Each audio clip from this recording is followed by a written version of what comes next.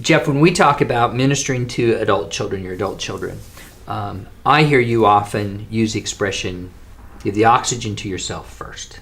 Talk about that a little bit, what you mean by that and how it applies to ministering to your adult children. Well, I think it's been through observation. It's a little bit, again, we use another golf analogy here. A guy learns a little something on the range. It kind of works for him, and then he tries to communicate that to everybody else. He's not a teacher. He's not in a position to do that. He doesn't know if it applies.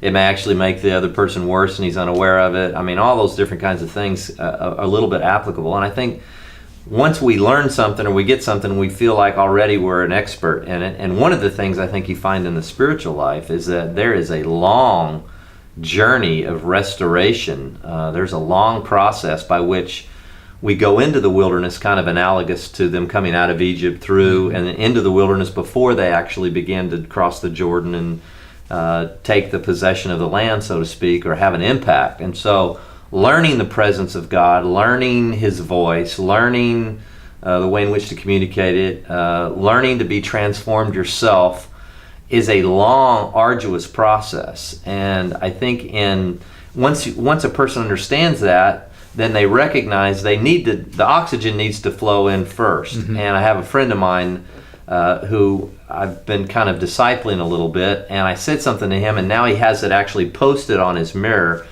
And I told him, I said, you cannot give out what you first do not possess. And so if you don't possess it, you can't give it out. You can talk about it, you can lead someone or say, go to that guy.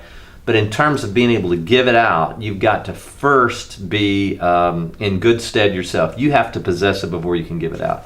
And so as I was thinking about that, I'm on the airplane. I always seem like I'm always on a different flight and constantly hear that gal. And one day it just seemed apparent to me, before you take, you want to put it on your kids. You need to first put the oxygen on yourself, and then you'll be stabilized enough to where you can put it. But if you risk trying to put it on them first, you may yourself not make it. So there was a little bit of that analogy, and it's kind of stuck with people, I think, through the years to really kind of understand, you've got to do it yourself. You've got to really know Jesus. You have to really begin to own the Word, eat the scroll, like Ezekiel was told to eat the scroll.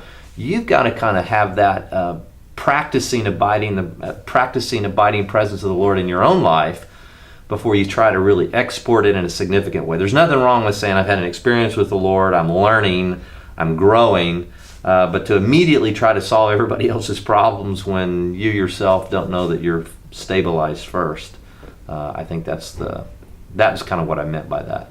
How far down the line do you have to get? I think, that if you teach that too strongly, then people timidly sit back and say, well, I'm not really ready to talk to anybody about this yet. I've still got so much work to do in my own life. Sure. And again, just kind of like the blind man that Jesus healed. He said, I don't know what happened. I don't know who that guy is. All I know is that I was blind and now I see. That was on the day of his kind of healing. He didn't know much about Jesus. There's nothing wrong. In fact, people have had dramatic impact on others just right off the bat, just saying, Jesus has changed my life. Yeah. And yet, for the kind of restoration that we're talking about, the kind of impact, the kind of ability to speak into your kids' lives, I think it first needs to take deep root in your own life before, in a very powerful way, that's going to be able to come out in your kids.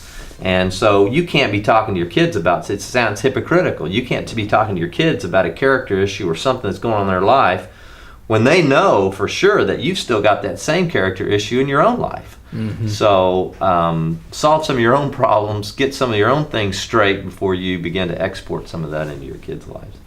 There's another thing I've heard you say that's a piece of this puzzle, I think, and that is that if you are going to really trust that God can change not just you but your child, you have to have a deep revelation of the cross. Yeah, no question about it. And I think, when I say a revelation of the cross, it is for the first time that I am completely forgiven. And it's not a function of anything that I've done, can do, will do, or have done in the past. It's not because I'm a good guy or a bad guy. We're all bad guys. The Lord made that very clear in talking to the rich young ruler. No man is good. Why do you call me good? Only your Father who is in heaven. And so once I understand that and I take the next step and I recognize there's nothing I can do other than what Jesus has already done in terms of drawing me and making me acceptable to the Father. I think once we have that deep revelation, we'll also recognize that it'll be the same way in our kids' life. That can be that same truth. If it's true here, it's true for my child.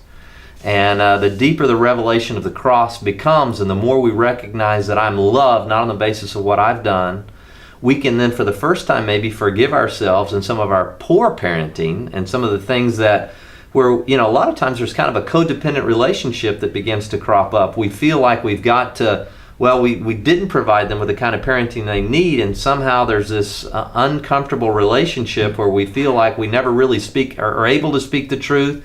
We don't have a platform to speak the truth, and it's not until we recognize that we're completely forgiving and not acting out of that guilt from the past that we can actually truly begin to administer oxygen, like you were talking about a minute ago, to our kids.